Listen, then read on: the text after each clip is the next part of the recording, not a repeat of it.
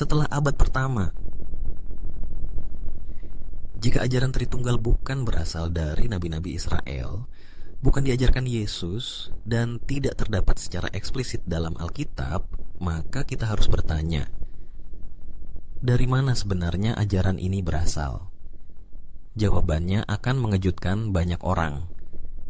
Ajaran Tritunggal baru muncul secara resmi beberapa abad setelah masa para rasul, melalui proses debat, politik gereja, dan pengaruh filsafat Yunani. Dalam segmen ini, kita akan menjelajahi sejarah perkembangan doktrin Tritunggal dan membuktikan bahwa itu bukan ajaran asli kekristenan abad pertama, melainkan hasil perkembangan bertahap dan keputusan dari manusia, bukan dari Allah. Awal kekristenan dan kesaksian para rasul. Setelah Yesus naik ke surga, para rasul menyebarkan ajarannya. Kitab Kisah Para Rasul mencatat bagaimana mereka mengajar tentang pertobatan, pengampunan dosa, dan kerajaan Allah. Mereka bersaksi bahwa Yesus adalah Mesias yang diutus oleh Allah, dan bahwa Yehuwa adalah satu-satunya Allah yang benar. Contohnya, di Kisah 3 ayat 13, Petrus menyampaikan kepada orang banyak, Allah Abraham, Ishak, dan Yakub, Allah nenek moyang kita, telah memuliakan hambanya, yaitu Yesus. Petrus jelas membedakan antara Allah dan Yesus sebagai hambanya. Tidak ada satupun ayat dalam Kisah Para Rasul di mana para murid menyebut Allah sebagai Tritunggal, atau menyatakan bahwa Bapa, Anak, dan Roh Kudus adalah satu Allah dalam 3 pribadi. Gereja mula-mula dan penolakan terhadap Tritunggal. Bahkan di abad kedua dan ketiga, banyak bapa gereja awal juga tidak memiliki pandangan Tritunggal. Sebagian besar dari mereka masih melihat Allah sebagai Esa dan Yesus sebagai utusan atau ciptaannya. Contohnya, Justin Martyr, abad kedua, menyebut Yesus sebagai logika atau logos dari Allah, tetapi masih menempatkan Allah sebagai satu pribadi tertinggi. Tertullian, abad ketiga, adalah salah satu yang pertama kali menggunakan istilah Trinitas. Trinitas dalam bahasa Latin. Tetapi bahkan dia pun mengakui bahwa anak berasal dari Bapa dan tunduk kepadanya. Origen, abad ketiga, percaya bahwa anak memiliki awal dan diciptakan oleh Allah. Jadi, bahkan ketika istilah-istilah teologis mulai digunakan, gagasan Tritunggal seperti yang dikenal sekarang belum ada. Konsili Nikia, 325 Mei, titik awal resmi Tritunggal. Ajaran Tritunggal baru benar-benar dilegalkan dan diformalkan secara resmi melalui Konsili Nikia pada tahun 325, lebih dari 300 tahun setelah Yesus wafat. Apa yang terjadi di konsili ini? Kaisar Konstantinus, yang bukan seorang teolog tapi seorang politikus, memimpin konsili ini untuk mengakhiri perpecahan dalam gereja.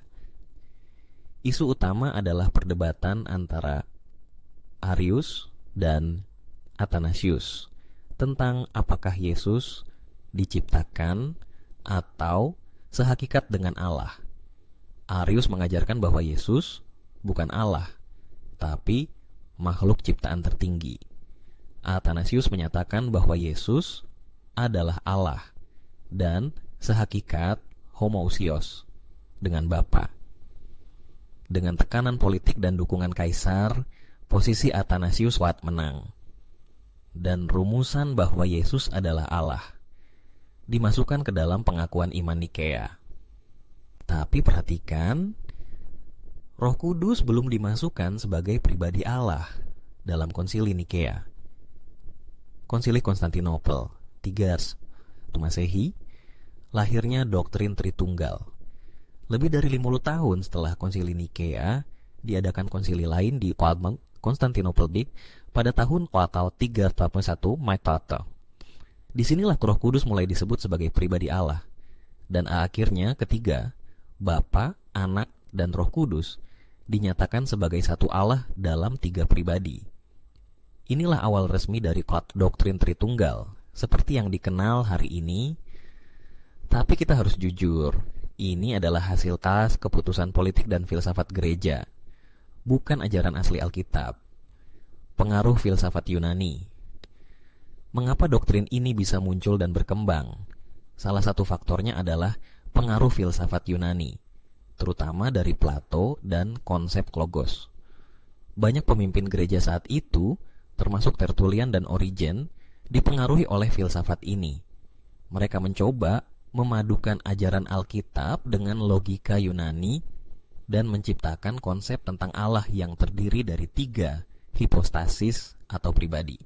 Tapi Yesus dan para rasul tidak pernah mengajarkan ajaran campuran seperti itu.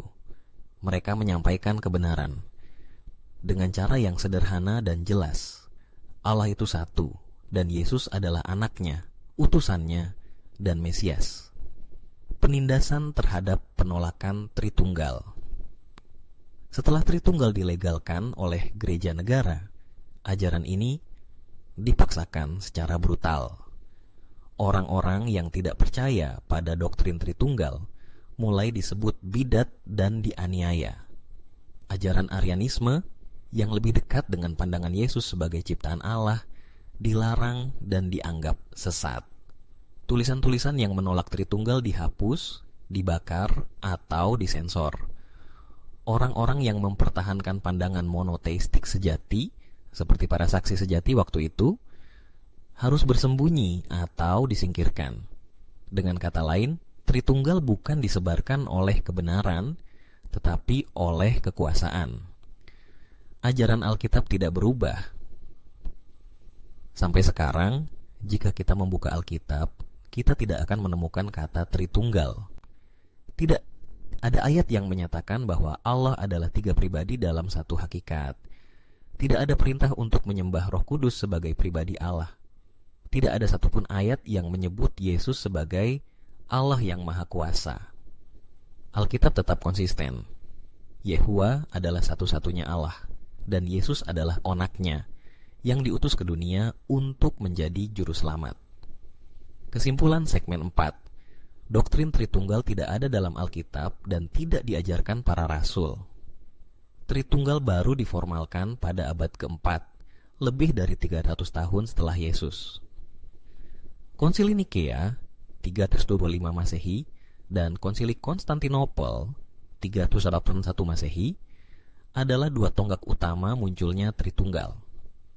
Doktrin ini dibentuk oleh debat, tekanan politik, dan pengaruh filsafat Yunani. Setelah dilegalkan, doktrin ini dipaksakan secara brutal dan menjadi dasar penganiayaan terhadap penolakannya. Ajaran Tritunggal adalah produk sejarah gereja, bukan wahyu dari Allah.